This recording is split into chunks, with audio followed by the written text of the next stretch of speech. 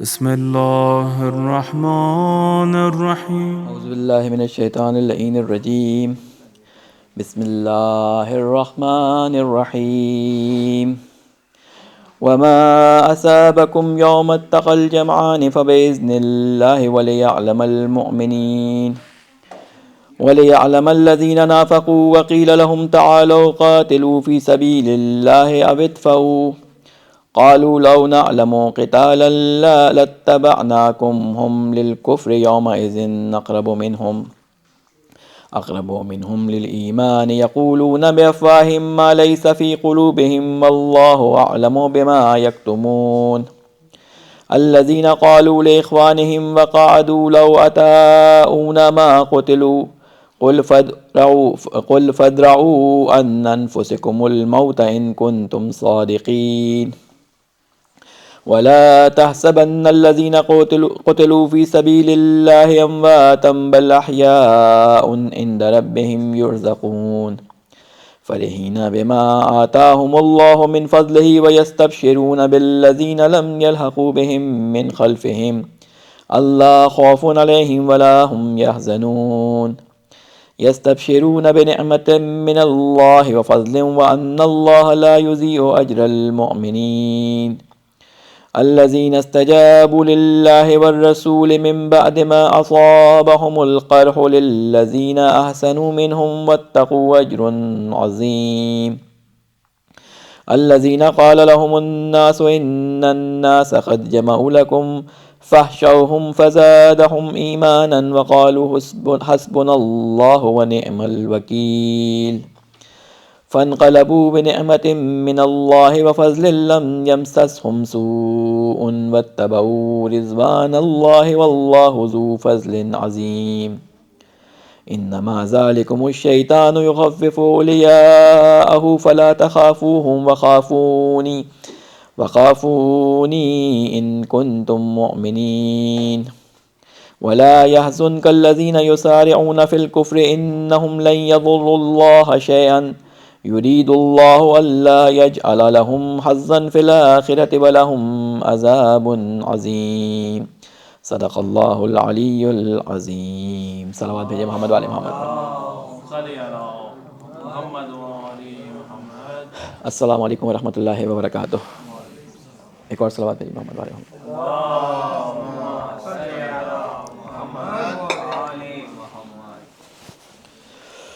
سب سے پہلے آپ تمام مومنین مومنات کو ماہ شعبان کی ان آیات کا، خصوصاً جو خاص مناسبت ابھی گزری ہے 15 شعبان کی، امام زمانہ کا روز تولد اس دن تھا، اس کی مبارکباد دیتے ہیں، اور اپنی جانب سے اور آپ تمام مومنین مومنات کی جانب سے امام زمانہ کے جد رسول خدا صلی اللہ علیہ وسلم مولا امیر المومنین علیہ السلام، بی بی فاطمہ اور تمام آئمہ کو امام زمانہ کے اس متبرک میلاد کی جو ہے وہ تبریک اور تہنیت عرض کرتے ہیں۔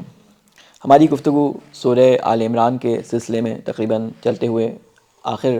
کے مراحل میں داخل ہو رہی ہے، اور جو سلسلہ تقریباً پچھلے دروس میں چل رہا تھا وہ جنگ احد کا تھا،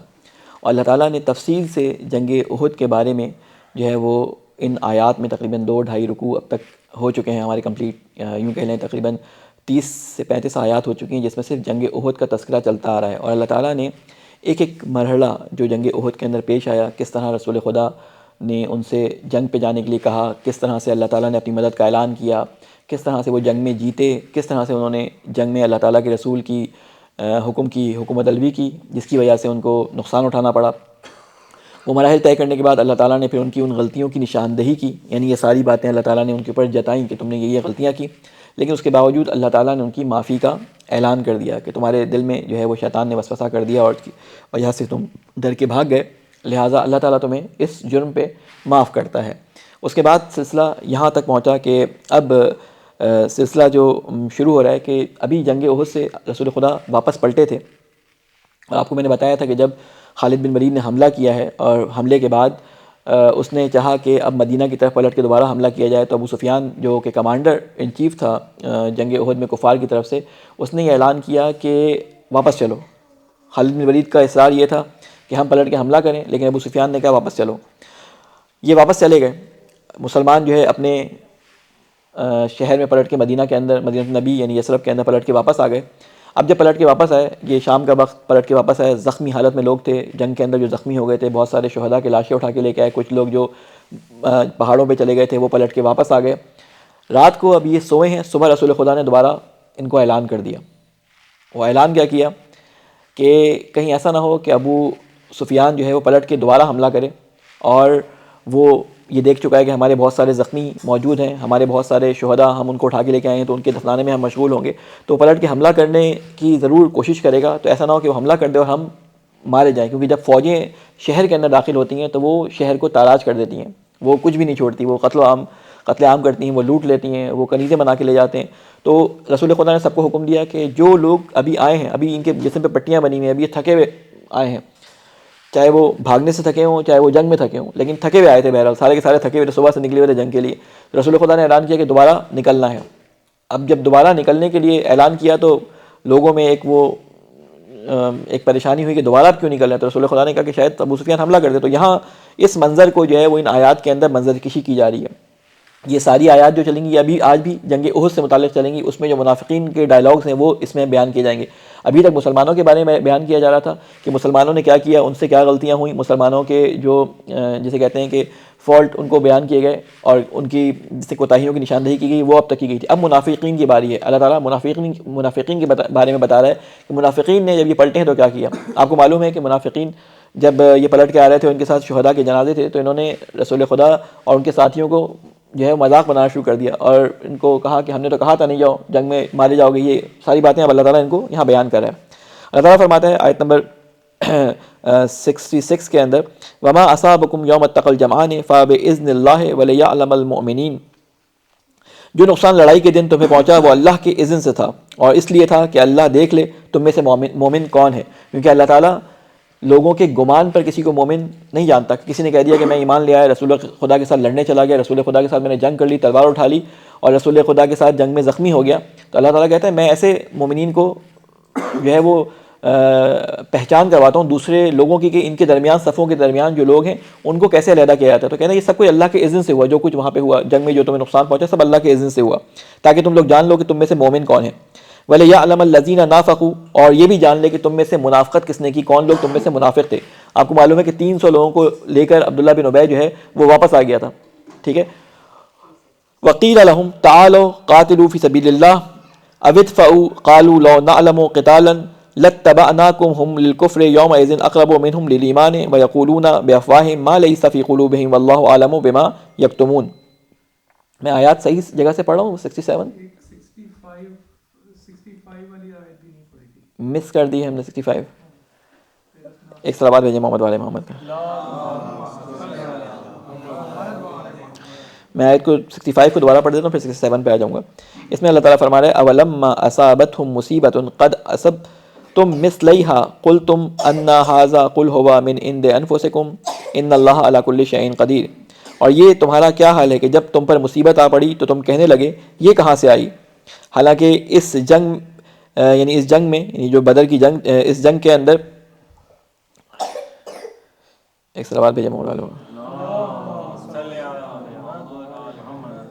حالانکہ جنگ بدر میں اس سے دگنی مصیبت تمہارے ہاتھوں فریق مخالف پر پڑ چکی ہے۔ اے نبی ان سے کہو یہ مصیبت تمہاری اپنی لائی ہوئی ہے، اللہ ہر چیز پر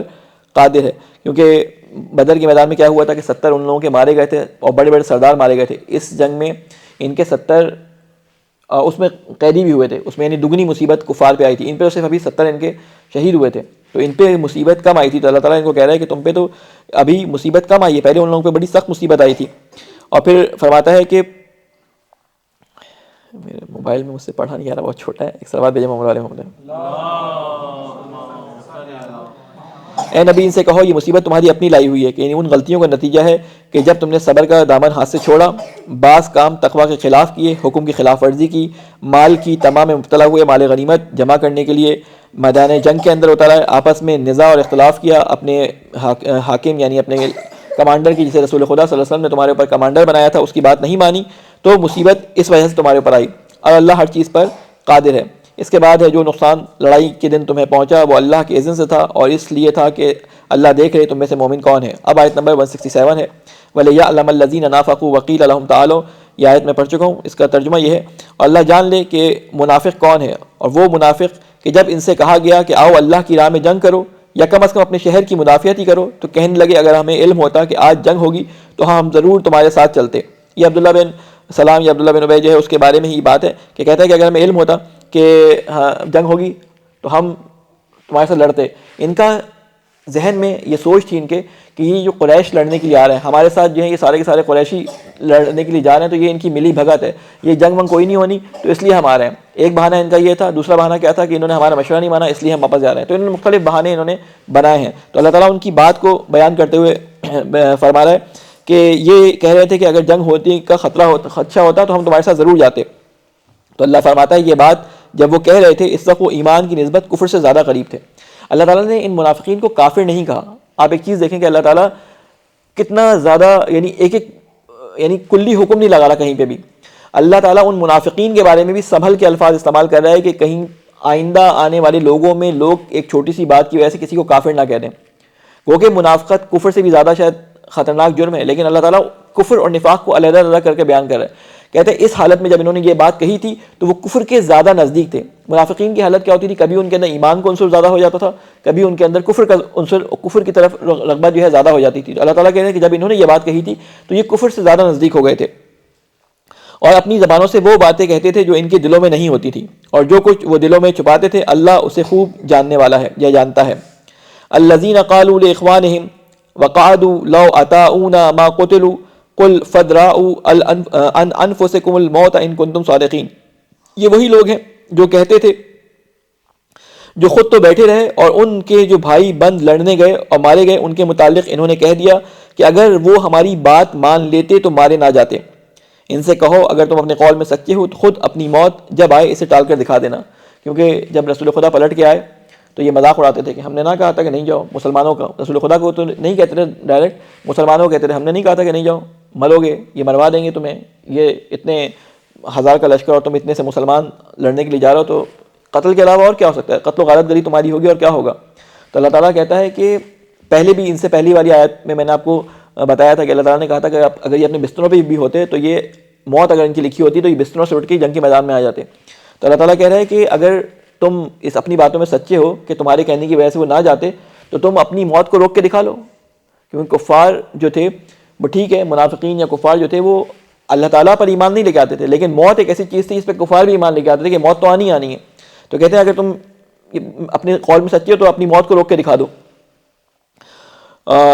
اس کے بعد فرماتا ہے وَلَا تَحْسَبَنَّ الَّذِينَ قُتِلُوا فِي سَبِيلِ اللَّهِ أَمْوَاتًا بَلْ أَحْيَاءٌ عِندَ رَبِّهِمْ يُرْزَقُونَ۔ اب یہاں پر وہ مشہور آیت جو آپ تمام جیسے کہتے ہیں مجالس کے اندر، برسی کے اندر یا شہداء کے جو ایام کے لیے مجالس یا مناسبات رکھی جاتی ہیں، اس آیت کو آپ سنتے ہیں، یا امام حسین علیہ السلام کے بارے میں یا اصحاب کربلا کے بارے میں جب مجالس برپا ہوتی ہیں تو اس آیت کو عموماً شروع میں تلاوت کیا جاتا ہے، وَلَا تَحْسَبَنَّ الَّذِينَ قُتِلُوا فِي سَبِيلِ اللَّهِ أَمْوَاتًا بَلْ أَحْيَاءٌ عِندَ رَبِّهِمْ يُرْزَقُونَ۔ یہ جنگ احد کے بارے میں یہ آیت آئی ہے، اصل جو آئی ہے، جو لوگ اللہ کی راہ میں قتل ہوئے یا انہیں مار دیا گیا یا قتل کر دیا گیا انہیں مردہ نہ سمجھو، وہ تو حقیقت میں زندہ ہیں، اپنے رب کے پاس رزق کھاتے ہیں، اور رزق کھانے کے ساتھ ساتھ کہتے ہیں کہ ان کو دنیا کے پیچھے کوئی خبر نہیں رہتی، یعنی جب وہ اس دنیا سے جو ہے وہ جانے لگتے ہیں تو ان کو پریشانیاں جو دنیا کے اندر ہوتی ہیں وہ پریشانیاں ساری ختم ہو جاتی ہیں۔ یعنی ایسا نہیں ہوتا کہ اللہ تعالیٰ کے پاس جانے کے بعد ان کو یہ پریشانی ہوگی جی ہماری 8-10 بیٹیاں بیٹھی ہوں گی، شادیاں نہیں ہوئیں، یا ہمارے بچے یتیم ہو گئے، یا ہماری بیوی یا ہمارے بھائی بہن، ہمارے ماں باپ جو ہیں وہ پریشانیوں کا شکار تھے، وہ ہمارے بعد اور مزید پریشانیوں میں گھر جائیں گے۔ بلکہ وہ جب جاتے ہیں تو ان کو اللہ تعالیٰ اتنی خوشی نصیب کرتا ہے کہ وہ وہاں جا کر خوشخبری سناتے ہیں کہ جو لوگ پیچھے رہ گئے ہمارے یعنی جنگ میں ساتھ ہمارے شہید نہیں ہوئے، ان کو خوشخبری سناتے ہیں کہ تم بھی ہمارے پاس جلدی سے پلٹ آؤ۔ ابھی آگے آیات آ رہی ہیں اس کو اور تفصیل سے اسی منظر کو جو ہے مزید بیان کریں گے۔ کہتے ہیں کہ ان کو تم مردہ نہ سمجھو، یہ اللہ کے پاس رزق کھاتے ہیں۔ اب یہ کیسا رزق ہے، کس طرح کا رزق ہے، اس کے بارے میں روایات میں بہت ساری چیزیں ملتی ہیں، لیکن ہم کوئی پرٹیکولر کوئی چیز نہیں کہہ سکتے رزق کس قسم کا ہے۔ رزق معنوی ہے، جنت میں ہے تو کس جگہ پر جنت میں ہے، کیونکہ ہم صرف وہی بات بیان کر سکتے ہیں جنت اور دوزخ کے بارے میں جو ہمیں روایات میں یا قرآن کی آیات میں ملی ہیں۔ ہمیں جو بات ملتی ہے کہ جنت میں شہداء کے ساتھ کیا ہوتا ہے، کہتے ہیں کہ ان کو احادیث میں آتا ہے کہ ان کو پر عطا کر دیے جاتے ہیں کہ پرندوں کی صورت میں جنت میں پرواز کرتے ہیں، اور اس کی جو سند لے کے آتے ہیں علماء، وہ لے کے آتے ہیں اس حدیث سے کہ جب جنگ موطا میں جعفر طیار کی شہادت ہوئی تھی اور ایک کے بعد دیگر چند سپہ سالار مسلمانوں کے مارے گئے تھے، تو رسول خدا نے جعفر طیار کی خبر سننے کے بعد کہا تھا کہ ان کی جو بیوہ تھی اور ان کے بچوں کے سامنے یہ کہا تھا کہ جعفر جو ہیں وہ اللہ کے نزدیک بڑے، جسے کہتے ہیں کہ بڑے نزدیک ہیں، اور اللہ تعالیٰ نے ان کو 2 پر عطا کیے ہیں جس سے وہ جنت میں پرواز کرتے ہیں۔ اب وہ پر کس قسم کے ہم نہیں کہہ سکتے، وہ مانوی ایک طور پہ بیان کیا گیا ہے، وہ کنایا بیان کیا گیا ہے، لیکن یہ کہ پرواز کرتے ہیں جنت میں، یعنی جنت میں اللہ تعالیٰ شہداء کو ایک مقام عطا کرتا ہے کہ جس میں جنت سے وہ ایک جگہ سے دوسری جگہ بڑے آرام سے ٹریول کر سکتے ہیں۔ اب اس کا کیا حقیقی مطلب ہے وہ ہم دقیقاً نہیں کہہ سکتے، پر ہمارے ذہن میں پرندوں کے پر آتے ہیں، لیکن وہ کس طرح کے ہوں گے آئی ڈونٹ نو، ٹھیک ہے نا۔ اس کے بعد اللہ تعالیٰ فرماتا ہے فرحین بما آتاہم اللہ، وہ اس بات پہ خوش ہیں کہ اللہ نے جو ان کو عطا کیا من فضل، اپنے فضل سے۔ یاد رکھیں کہ فضل کیا چیز ہوتا ہے؟ فضل جو آپ کی استعداد اور آپ کی خواہش اور آپ کے رزلٹ یا نتیجے سے زیادہ دیا جاتا ہے، یعنی جتنی آپ نے کوشش کی ہوتی ہے اس سے زیادہ جو چیز دی جاتی ہے وہ اللہ کا فضل کہلاتا ہے۔ تو کہتے ہیں یہ جو کچھ اللہ نے ان کو دیا ہے اپنے فضل سے، اس پر وہ خوش و خرم ہے۔ اور ایک صلوات بھیجیں مولا والے محمد پہ۔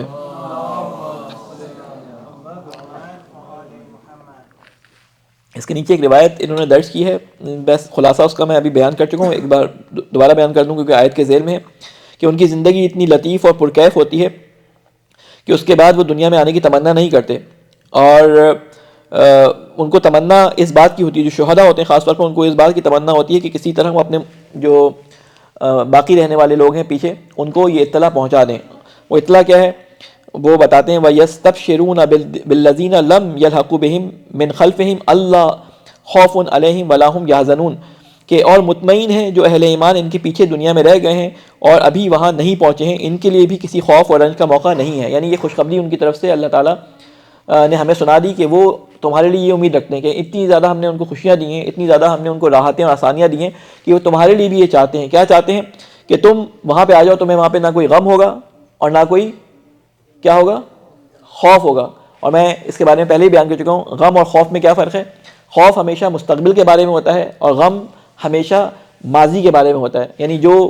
حالات آپ پہ گزر چکے ہوتے ہیں ان کا آپ کو غم موجود ہوتا ہے آپ کے ذہن میں، اور جو آئندہ ہونے والا ہوتا ہے، مثلا یہ ہوگا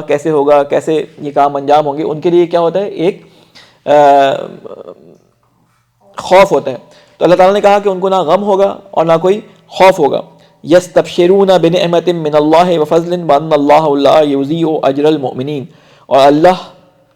کے انعام اور اس کے فضل پر شاداں اور فرحان ہیں، یعنی خوشحال ہیں، اور ان کو معلوم ہو چکا ہے کہ اللہ مومنین کے اجر کو ضائع نہیں کرتا۔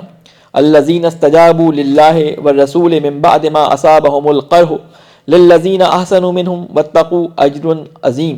جن لوگوں نے زخم کھانے کے بعد بھی اللہ اور رسول کی پکار پر لبیک کہا۔ یہ وہی واقعہ بیان کیا جا رہا ہے کہ اللہ تعالیٰ کے رسول نے جب حکم دیا کہ دوبارہ نکلو،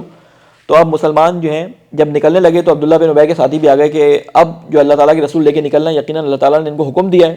اور اب فتح دوبارہ ان کو ہی ملے گی۔ تو اس نے کہا ہم بھی چلتے ہیں۔ تو اللہ تعالیٰ کے رسول نے اعلان کر دیا کہ جو جنگ احد میں گئے تھے صرف وہی جائیں، جو جنگ احد میں گئے تھے صرف وہی لوگ ہمارے ساتھ جائیں گے۔ تو اس وقت تقریباً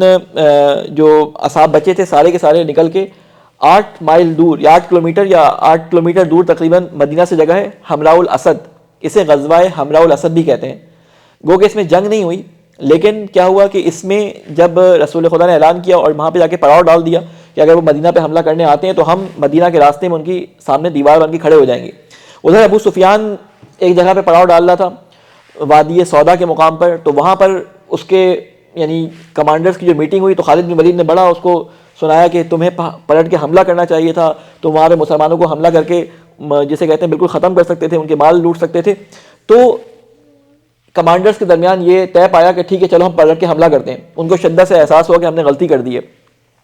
ادھر سے ایک قافلہ چل رہا تھا، انہوں نے کہا کہ تم جاؤ اور مسلمانوں میں جا کے یہ پروپیگنڈا کر دو تاکہ وہ ڈر جائیں کہ ابو سفیان دوبارہ حملہ کرنے کے لیے آ رہا ہے۔ ادھر رسول خدا تو پہلے یہاں پہنچ چکے تھے، اگلے دن ہی آ چکے تھے، ان کی میٹنگ 2 دن بعد جو ہے وہ شروع ہوئی کیونکہ رسول خدا نے وہاں پہ کئی دن انتظار کیا۔ اب رسول خدا کے پاس ایک صحابی آیا، خزاع قبیلے کا اس سے تعلق تھا، معبد بن ابی معبد اس کا نام تھا۔ اس کا ذکر ایک اور مقام پہ بھی میں آپ کو سیرت النبی میں سنا چکا ہوں۔ معبد بن ابی معبد آیا اور رسول خدا پہ ایمان لے آیا۔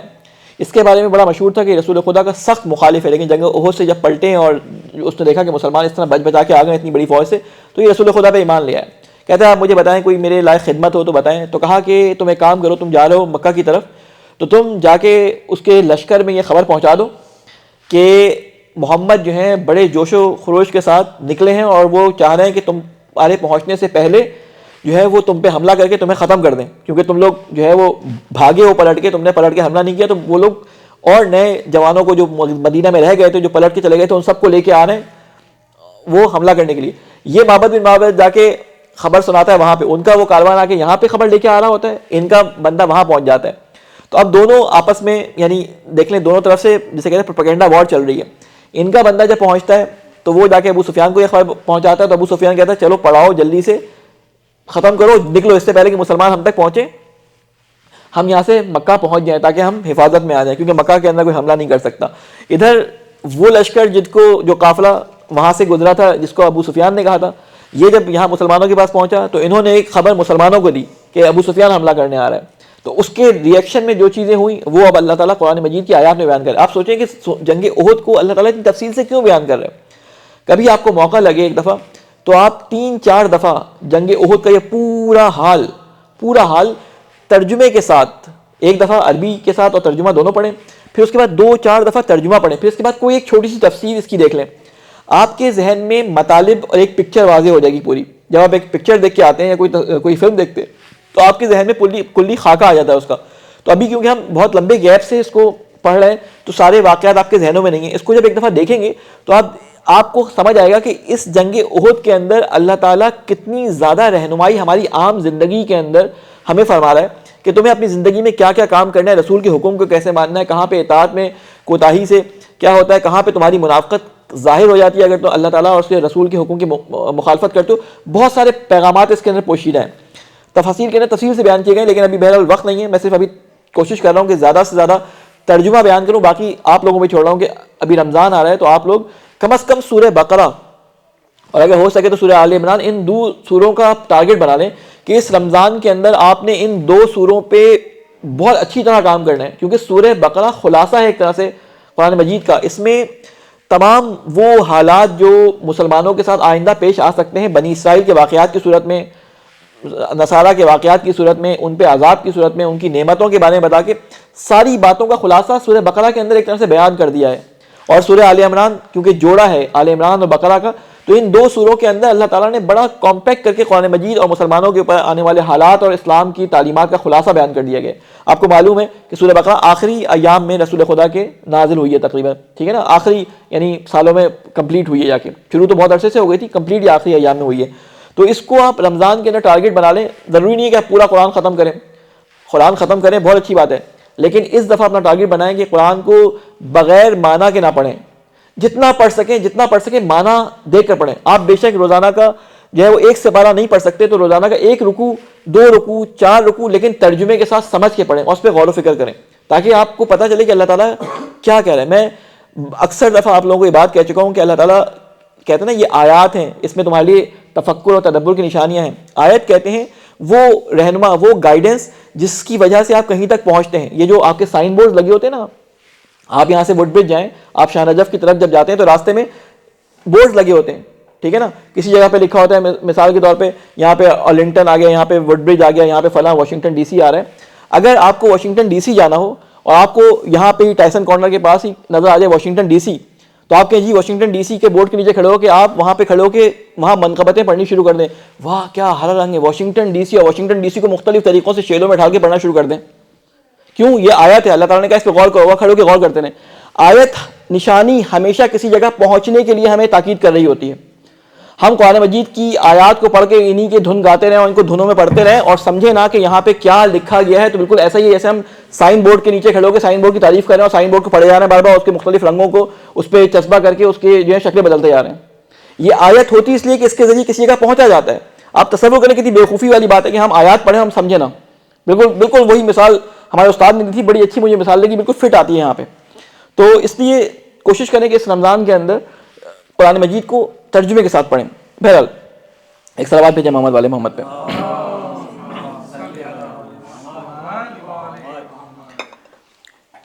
اس کے بعد فرماتا ہے اللہ تعالیٰ الذین قال لهم الناس ان الناس قد جمعوا لكم فاخشوهم فزادهم ایمانا وقالوا حسبنا اللہ ونعم الوکیل،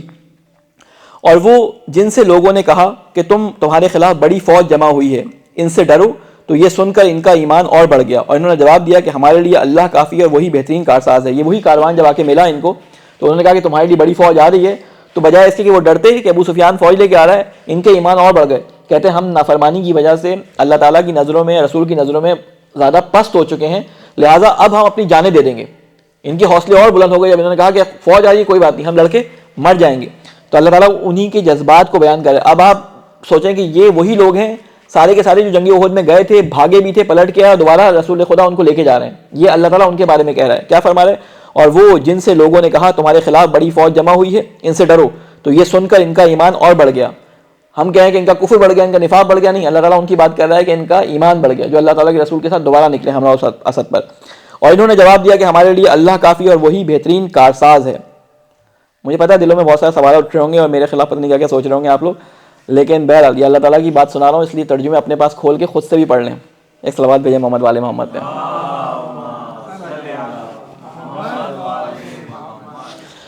فانقلبوا بنعمت من اللہ وفضل لم یمسسہم سوء واتبعوا رضوان اللہ واللہ ذو فضل عظیم۔ آخر کار وہ اللہ تعالیٰ کی نعمت اور فضل کے ساتھ پلٹ آئے، ان کو کسی قسم کا ضرر بھی نہیں پہنچا اور اللہ کی رضا پر چلنے کا شرف بھی انہیں حاصل ہو گیا۔ اللہ بڑا فضل فرمانے والا ہے۔ کون لوگ ہیں؟ دوبارہ بار بار ریپیٹ کروں، کون لوگ ہیں؟ یہ وہی لوگ ہیں جو جنگ احد میں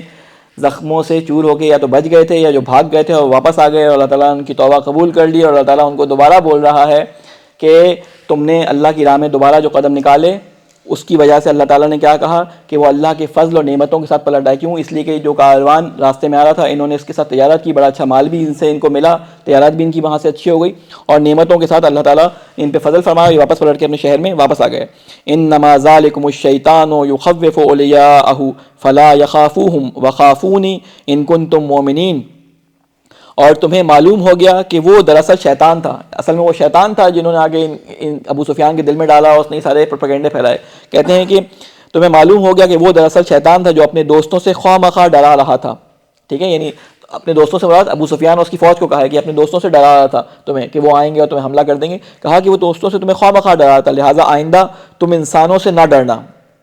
اب یہ صرف جنگ احد والوں کے لیے نہیں ہے، بلکہ تمام اسلامی حکومتوں کے سربراہان کے لیے، تمام مسلمانوں کے لیے جو ڈرتے ہیں دوسروں سے کہ اگر ہم نے یہ کر دیا تو ہماری ایڈ بن ہو جائے گی، ہمارے اوپر حملہ ہو جائے گا، ہمارے اوپر پابندیاں لگ جائیں گی، ان سب کے لیے اللہ تعالیٰ یہاں پہ پیغام دے رہے ہیں۔ کیا فرما رہے ہیں؟ لہٰذا آئندہ تم انسانوں سے نہ ڈرنا، یہ شیطان کے کارندے ہوتے ہیں، تم مجھ سے ڈرنا اگر تم حقیقت میں صاحب ایمان ہو۔ اچھا، اب جب ابو سفیان یہاں سے جا رہا تھا تو اس نے ایک چیلنج دیا تھا، اور وہ چیلنج کیا دیا تھا کہ ہم دوبارہ تم سے لڑنے کے لیے آئیں گے۔ جیسے بدر میں اس نے چیلنج دیا تھا نا کہ ہم دوبارہ تم سے لڑنے کے لیے آئیں گے، احد میں وہ آیا تھا، تو ابھی بھی اس نے چیلنج دے کے گیا تھا اگلی دفعہ آئیں گے اور تمہیں پورا خاتمہ کر کے چلے جائیں گے۔ تو وہ چیلنج 1 سال بعد تقریباً اس نے دوبارہ آنا تھا۔ یہ آیت کے بارے میں علماء میں اختلاف ہے، بعض لوگ کہتے ہیں یہ وہی حملہ الاسد کے بارے میں جو اگلے دن نکلے ہیں اس کے بارے میں ہے، بعض لوگ کہتے ہیں یہ آیت 1 سال بعد نازل ہوئی ہے اور بعد میں اس کو، کیونکہ جنگ احد سے متعلق تھی تو بعد میں اس کو یہاں پہ رکھوا دیا گیا۔ خیر جو بھی وجہ رہی ہو، ہم آیت کو دیکھتے ہوئے اس کو پڑھتے ہیں کہ اللہ تعالیٰ یہاں پہ کیا کہہ رہا ہے۔ اس میں اللہ تعالیٰ فرماتا ہے کہ اے پیغمبر، جو لوگ آج کفر کی راہ میں بڑی دوڑ دھوپ کر رہے ہیں، ان کی سرگرمیاں تمہیں آزردہ نہ کریں، کیونکہ ابو سفیان نے جا کے بڑی تیاریاں شروع کر دی تھی اور اس نے فوجیں جمع کرنی شروع کر دی تھی۔ جنگ خندق ہوئی ہے، اس کے بعد اس نے فوجیں جمع کرنی شروع کر دی تھی۔ ادھر یہودیوں نے جو ہے وہ اپنے حلیف بنانا شروع کر دیے تھے، انہوں نے بھی لوگوں کو جمع کرنا شروع کر دیا تھا۔ ادھر بنو نذیر والے جن کو رسول خدا نے جو ہے وہ نہیں، بنو نذیر نہیں، کوئی ایک اور قبیلہ تھا جو رسول خدا سے ذرا آزردہ تھا، انہوں نے آپس میں مل کر، یہودیوں نے، کفار نے مل کر آپس میں اتحاد بنانے شروع کر دیے تھے۔ آپ کو معلوم ہے کہ جنگ خندق میں کیا ہوا تھا؟ جنگ خندق میں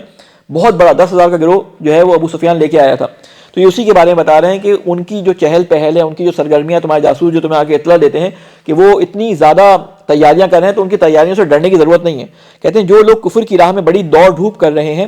ان کی سرگرمیاں تمہیں آزردہ نہ کریں، یہ اللہ کا کچھ بھی نہ بگاڑ سکیں گے۔ اللہ کا ارادہ یہ ہے کہ ان کے لیے آخرت میں کوئی حصہ نہ رکھے اور بالآخر ان کو سخت سزا ملنے والی ہے۔ ان الذین اشتروا الکفر بالایمان لن یضر اللہ شیئا ولہم عذاب علیم. جو لوگ ایمان کو چھوڑ کر کفر کے خریدار بنے ہیں وہ یقیناً اللہ کا کوئی نقصان نہیں کر رہے، ان کے لیے دردناک عذاب اللہ نے تیار کر رکھا ہے. اچھا، آپ کہیں گے کہ اللہ تعالیٰ اتنی زیادہ سختیاں کیوں دے رہے ہیں مسلمانوں کو؟ کبھی ذہنوں میں خیال آتا ہے نا کہ اتنی زیادہ سختیاں کیوں دے رہا ہے، جب وہ رسول خدا کو اتنی اذیت پہنچا چکے ہیں کہ رسول خدا زخمی ہو گئے، رسول خدا کے دندان مبارک شہید ہو گئے جنگ احد کے اندر، رسول خدا کے چہرے پر ان کے جو سر پہ جو خود کہلاتا ہے یا وہ جو کلہا ہوتا ہے جو لوہے کا ہوتا ہے، اس میں زنجیریں آپ نے دیکھا ہوگا لٹکی ہوتی ہیں، اس زنجیروں کی 2 کڑیاں رسول خدا کی ہڈیوں میں اتنی دھس گئی تھی کہ ان کو کھینچ کے نکالنا پڑا. جس صحابی نے اپنے دانت سے کھینچ کے نکالا تھا اس کے دانت جو ہے وہ ٹوٹ گئے تھے، اتنی اندر تک وہ لڑیاں جو تھیں زنجیر کی وہ رسول خدا کے چہرے میں گھس گئی تھی. اتنا رسول خدا پہ ظلم ہو رہا تھا، کیوں اللہ نے رسول کی مدد نہیں کی؟ جبکہ اللہ نے کہا تھا 5000 فرشتے ہم آپ کی مدد کے لیے بھیج رہے ہیں، تو پھر اللہ نے مدد کیوں نہیں کی؟ تو آپ کو ان کا چلنا پھرنا کہ اللہ تعالیٰ نے ان کو اب تک آزاد چھوڑا ہوا، اتنی اذیت دینے کے باوجود کہ رسول خدا اس میں زخمی ہو گئے، رسول خدا کے اصحاب نے ان کو چھوڑ دیا، کہ اللہ نے اپنے رسول کو اکیلا چھوڑ دیا؟ تو اس کے لیے اللہ تعالیٰ نے فرمایا کہ آپ ان کے لیے جو ہے پریشان نہ ہوں، اللہ نے انہیں ڈھیل دے رکھی ہے، یہ خوب بارے گناہ سمیٹ لیں، پھر ان کے لیے سخت ذلیل کرنے والی سزا ہے. آپ نے نام سنا ہوگا مولانا ظفر علی خان کا، ایک بہت بڑے پاکستان کے شاعر بھی گزرے ہیں، مولانا تھے. انہوں نے اس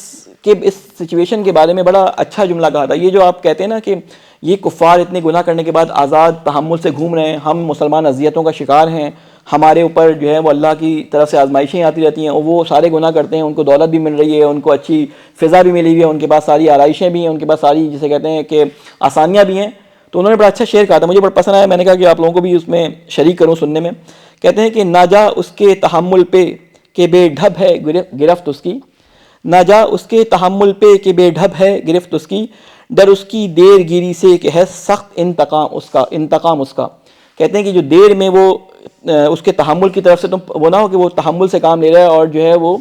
کسی کو سزا نہیں دے رہا، بڑی بے ڈھب گرفت ہے اس کی. بے ڈھب کہتے ہیں اچانک، سخت، بے جسے کہتے ہیں بغیر رحم کے، کہتے ہیں بڑی بے رحم اس کی پکڑ ہے.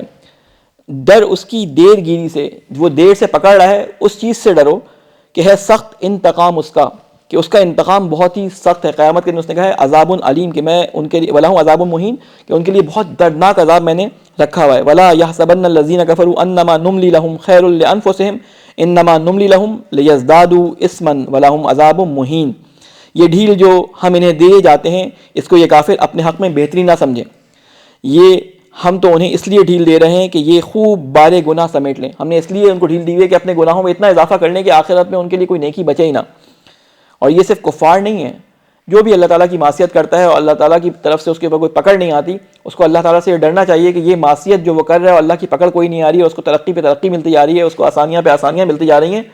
تو اللہ کی جسے کہتے ہیں جو انتقام ہے وہ بڑا سخت ہے. اللہ تعالیٰ کہتا ہے کہ اللہ تعالیٰ اس کو ڈھیل دے رہا ہے تاکہ وہ اپنا بارے گناہ جتنا زیادہ وہ گناہ کما سکتا ہے کما لے، پھر ان کے لیے اللہ نے ذلیل رسوا کرنے والی سزا رکھی ہوئی ہے. ما کان اللہ لیذر المؤمنین علی ما انتم علیہ حتی یمیز الخبیث من الطیب وما کان اللہ لیطلعکم علی الغیب ولکن اللہ یجتبی من رسلہ من یشاء فآمنوا باللہ ورسلہ فإن تؤمنوا وتتقوا فلکم اجر عظیم. اللہ مومنوں کو اس حالت میں ہرگز نہ رہنے دے گا جس میں تم اس وقت پائے جاتے ہو، یعنی اس وقت تم مشکلات کا شکار ہو، تمہارے پر چاروں طرف سے جنگ کا خطرہ ہے، تمہارے اتنے سارے لوگ شہید ہو گئے، ان کے وجہ سے تمہاری جو کاروبار تجارتیں تھیں ان کے بچے یتیم تمہارے سروں پہ ذمہ داری کی صورت میں آ گئے، ان کی بیوائیں تمہارے سروں پہ ذمہ داری کی صورت میں آ گئے، تو اس وجہ سے تم پریشان نہ ہو. ٹھیک ہے، جس حالت میں تم ہو وہ پاک لوگوں کو ناپاک لوگوں سے الگ کر کے رہے گا. یہ اللہ تعالیٰ نے کام اس لیے کیا ہے تاکہ سب لوگوں کو پہچان لے کون منافق ہے، کون کمزور ایمان کا حامل ہے، کس کے اندر ارادوں کی جو ہے وہ ارادوں میں جس کے عزم نہیں پایا جاتا.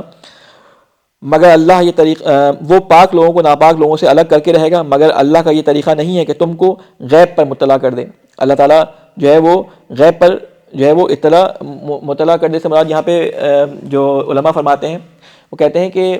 ایسا نہیں ہے کہ اللہ تعالیٰ تم لوگوں کو بتا دے کہ یہ تم میں سے منافق ہے، یہ کمزور ایمان والا ہے. یہ جو ہے اللہ تعالیٰ غیب صرف رسول کو ہی دیتا ہے، اللہ تعالیٰ صرف رسول کو بتاتا ہے کون منافق ہے کون منافق نہیں ہے، لیکن مومنین کو یقین ہو جائے کہ کون منافق ہے کون کمزور ایمان کا ہے. جنگ کے اندر اتنا سخت امتحان لیا سب پہچان گئے کون کمزور ایمان کا ہے تاکہ وہ اپنے ایمان کو پختہ کر لے، کون منافق ہے تاکہ وہ اپنے نفاق کو دور کر دے. تو اللہ تعالیٰ اس کے بعد فرماتا ہے ایک صلوات بھیجیں محمد والے محمد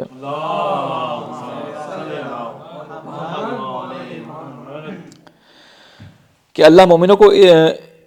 اس حالت میں ہرگز نہ رہنے دے گا جس میں تم اس وقت پائے جاتے ہو۔ وہ پاک لوگوں کو ناپاک لوگوں سے الگ کر کے رہے گا، مگر اللہ کا یہ طریقہ نہیں ہے کہ تم کو غیب پر مطلع کر دے۔ غیب کی باتیں بتانے کے لیے تو وہ اپنے رسولوں میں سے جس کو چاہتا ہے منتخب کر لیتا ہے، لہٰذا امور غیب کے بارے میں اللہ اور اس کے رسول پر ایمان رکھو۔ اب یہاں پہ ہمیں حکم دیا جا رہا ہے کہ اگر رسول تمہیں کسی بات کا حکم دیں تو اس میں قیل و قال نہ کرو، اس میں چون و چرا نہ کرو۔ اللہ کا رسول، اللہ نے اس کو غیب کے علم سے آگاہ کیا، اس لیے اگر وہ تمہیں کہتا ہے کہ اس کام کو انجام نہ دو تو انجام نہ دو، اس کا اجر یا اس کا ثواب یا اس کا عاقبت اس کی جو ہے وہ بری ہوتی ہے، اس وجہ سے رسول تمہیں منع کرتا ہے۔ لہٰذا اللہ اور اس کے رسول پر ایمان رکھو، اگر تم ایمان اور خدا ترسی کی روش پر چلو گے تو تم کو بڑا اجر ملے گا۔ میرے خیال 5 منٹ ہے، میں اس آیات کے سلسلے کو ختم کر دوں جہاں تک ہو سکتا ہے۔ ایک اور صلوات بھیجیں محمد والے محمد پر۔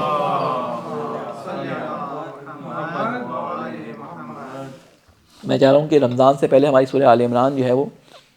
کمپلیٹ ہو جائے، تاکہ جب شروع کریں سورہ نساء تو ہم یہ کمپلیٹ کر چکے ہوں، یہ سلسلہ بیچ میں ٹوٹے نہ۔ وَلَا يَحْسَبَنَّ الَّذِينَ يَبْخَلُونَ بِمَا آتَاهُمُ اللَّهُ مِنْ فَضْلِهِ هُوَ خَيْرٌ لَهُمْ بَلْ هُوَ شَرٌّ لَهُمْ سَيُطَوَّقُونَ مَا بَخِلُوا بِهِ يَوْمَ الْقِيَامَةِ وَلِلَّهِ مِيرَاثُ السَّمَاوَاتِ وَالْأَرْضِ وَاللَّهُ بِمَا تَعْمَلُونَ خَبِيرٌ۔ جن لوگوں کو اللہ نے اپنے فضل سے نوازا ہے اور پھر وہ بخل سے کام لیتے ہیں، وہ اس خیال میں نہ رہیں کہ یہ بخیلی ان کے لیے اچھی ہے۔ یہاں پہ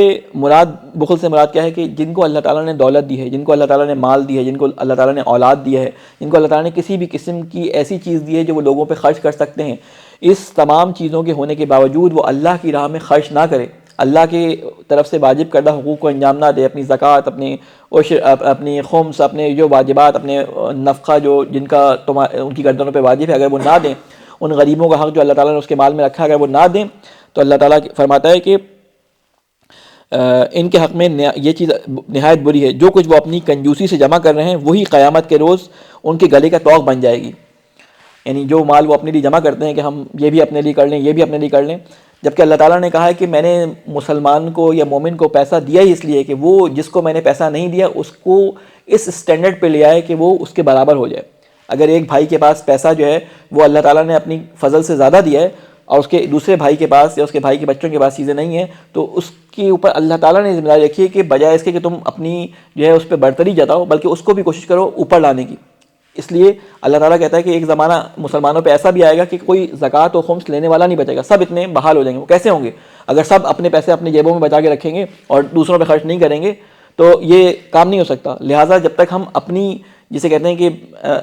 دولت کو پانی کی طرح رواں نہیں کریں گے۔ دیکھیں پانی کا کام کیا ہوتا ہے، پانی کبھی بھی اپنے درجات نہیں بناتا، ایسا نہیں ہوتا کہ ایک جگہ سے پانی اوپر ہو ایک جگہ سے نیچے ہو، ٹھیک ہے؟ جب بھی آپ پانی کو کہیں پہ کسی مختلف ڈھلانوں کی، آپ دیکھیں کئی سانچے، کئی اسٹینسز رکھ دیں، مختلف اس میں گہرائیوں کے سوراخ ہوں، تو پانی جب ڈالیں گے تو سب میں پانی برابر آئے گا۔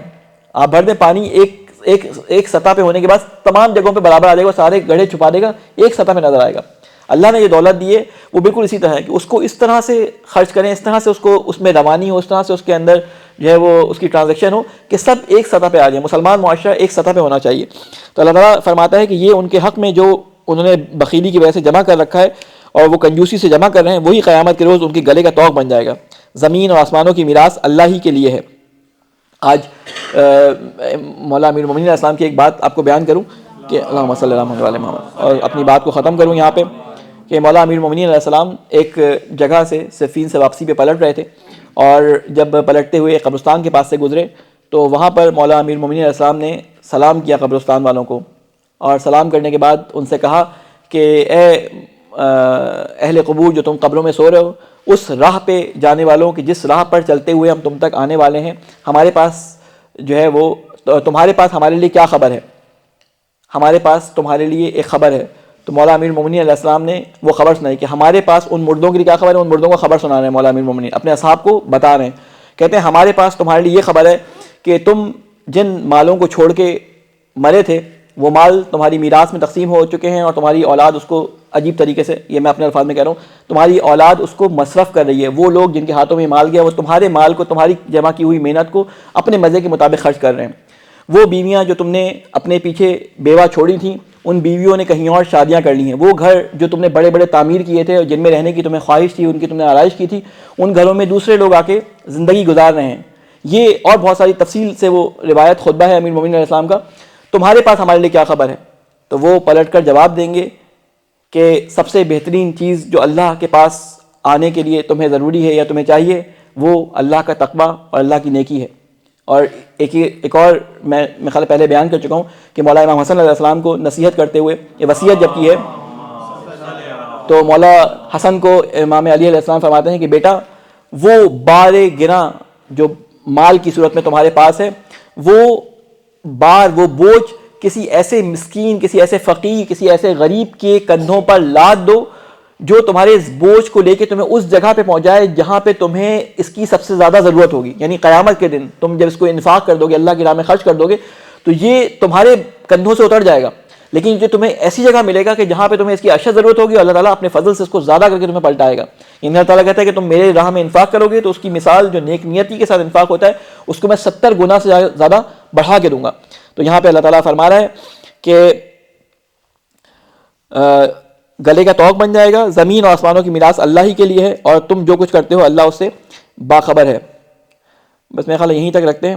صدق اللہ العلی العظیم۔ ہم نے آیت نمبر 180 تک پڑھ لیا ہے، انشاءاللہ 181 سے ہم اسٹارٹ کریں گے، 165 سے 180 تک ہم نے انشاءاللہ پڑھ لیا۔ اللہ تعالیٰ سے دعا ہے کہ اللہ تو یہ واسطہ ہے محمد والے محمد کا، رمضان کا جو بابرکت مہینہ آنے والا ہے اس میں داخل ہونے کے لیے جو پاکیزگی اور جو پیوریفیکیشن ضروری ہے، اے اللہ ہمیں اپنے آپ کو پاکیزہ اور طاہر کرنے کی توفیق عطا فرما۔ اے اللہ تو یہ واسطہ ہے محمد والے محمد کا، شعبان کے مہینے میں جو برکات تو نے اپنے مومنین کے لیے رکھی ہیں، اے اللہ روزوں اور انفاق کے ذریعے ان رحمتوں کو حاصل کرنے کی ہم سب کو توفیق عطا فرما۔ اے اللہ تو یہ واسطہ ہے محمد والے محمد کا، اس ماہ میں رمضان میں داخل ہونے کی جو تیاریاں ضروری ہیں ان تیاریوں کو ادا کرنے کی ہمیں توفیق عطا فرما۔ اے اللہ تجھے واسطہ ہے محمد والے محمد کا، تیری مہمانی کا مہینہ آنے والا ہے، اے اللہ قرآن کی نورانیت کے ساتھ اس مہینے میں داخل ہونے کی توفیق عطا فرما۔ اے اللہ تجھے واسطہ ہے محمد والے محمد کا، قرآن کے مطالب کو ہمارے لیے آسان فرما، ان کو سمجھ کر ان پہ عمل کرنے کی ہم سب کو توفیق عطا فرما۔ اے اللہ تجھے واسطہ ہے محمد والے محمد کا، ہمارے گناہ کبیرہ اور صغیرہ کو معاف فرما۔ اے اللہ تجھے واسطہ ہے محمد والے محمد کا، جو مرحومین اس دنیا سے جا چکے ہیں ان کی قبروں پہ اپنی رحمت نازل فرما۔ اے اللہ جو گناہ کبیرہ ہم نے جان بوجھ کر ادا کیے ہیں ان کو بھی معاف فرما، اور ان گناہوں کو بھی جو ہم سے غلطی سے سرزد ہوئے ہیں ان کو بھی معاف فرما۔ اے اللہ تجھے واسطہ ہے محمد والے محمد کا، جو غریب مظلوم عوام مختلف جگہوں پہ مختلف پریشانیوں میں پس رہے ہیں، اے اللہ ان ظلموں ان پریشانیوں سے ان کو نجات عطا فرما۔ اے اللہ تجھے واسطہ ہے محمد والے محمد کا، ہمارے بزرگوں کا سایہ ہمارے سروں پہ قائم فرما، ہمارے علماء کی حفاظت فرما، ہمارے امام کی حفاظت فرما، ہمیں ان کے اعوان و انصار میں شامل فرما۔ ربنا تقبل منا انک انت السمیع العلیم برحمتک یا ارحم الراحمین۔